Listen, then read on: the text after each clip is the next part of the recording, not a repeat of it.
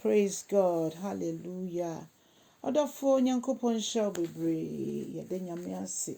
Ewo nedue nso ne nyame ayede oso. Ebra dwene ne ntiase so. Me ne wonyina bedi adanse asasa ne mobro hu no doso de chen bia. Onyame yede wase. Yede wase na nso de akyeye. Yeso na wonam wadom so akyekyen wasem.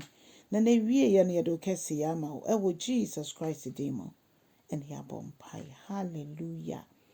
Odofo me ma wakwa babiem de about yes sendwumedi so na yafia kinkan samu efi Genesis mo se wumedi kan eti eduasa mienu 32 efi nkron kosi dumienu 9 to 12. Adofo me enti Awurade asem. Ena Jacob bompa ye kan se oh onyankopon. Me nana Abraham nyankopon. Me papa Isaac nyankopon. Onyame a wo waka kire me se mensane nko masase so menko me krom menko me busuafo enchen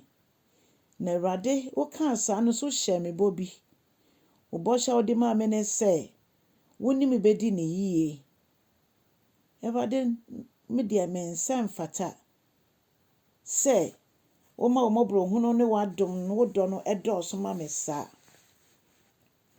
adentina Jacob kasa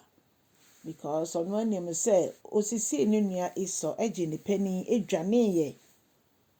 na edaso ebu ne fo na ebra metwa esubontin Jordan no na me nkita hwe ne na kita mia eyepoma na yedua na afei hwe sedia Awurade wamma me dom me yenom ne me ma ene me japade me hwe we nyina nyame ka nyina ne se me da wase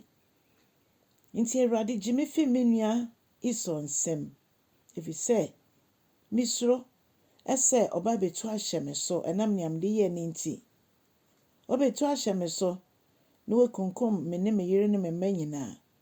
na so Awurade wa hye me bobi ese woni mi bedi ne yie na wo be hira masefo ama ya yese empoano ahwea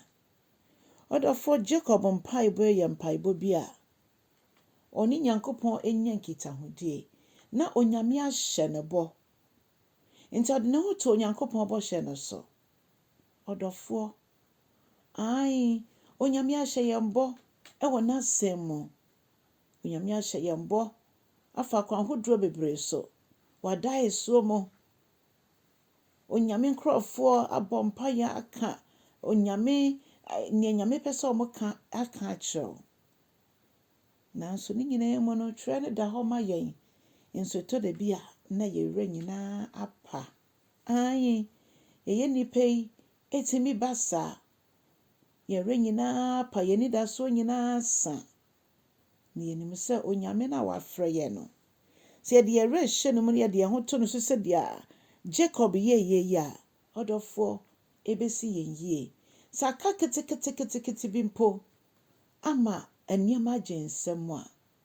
Awurade se obi bia ode ne ho to no so onyame obi otwere asafo Awurade bia o ma nanim enwu asede biara da oyiye firi emra oye ne yemfom so nyina mu no wasiesie ya ama ne ho onyame wa wani oye wanwafo dodo nti ne chenso na oye odofo mama yemfa ye ho to no so se dia Jacob de ne ho to no so no onyankopon so hwe se ni a empire Jacob poye na se ni na oye ma ne be mu ampa ne nua ne hia no no otuba mo no ofe na afono ho we di adanse se ohene akoma ikito onyankopon semo se dia sutine etene no adandan se dia ope e di hye din konkrenu nyam odofo fa ho to asafo Awurade so sibie bia wo mu bia wadwu yo so nyankopon tie empaibo a wo bɔ no onyame ye empaibo tiefo kosoara na bom na hwehwɛ na bisa wonsa ebeka ne hia ne se wo de wura nyina be hye no mo